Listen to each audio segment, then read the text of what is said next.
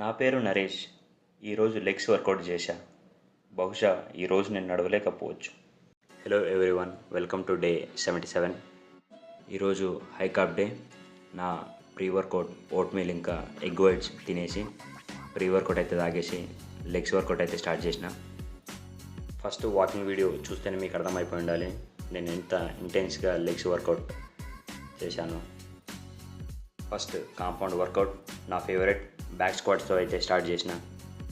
Sunday రోజు కంటిన్యూస్గా car నడపడం వల్ల లెగ్స్ పెయిన్ అయితే అలానే ఉండే.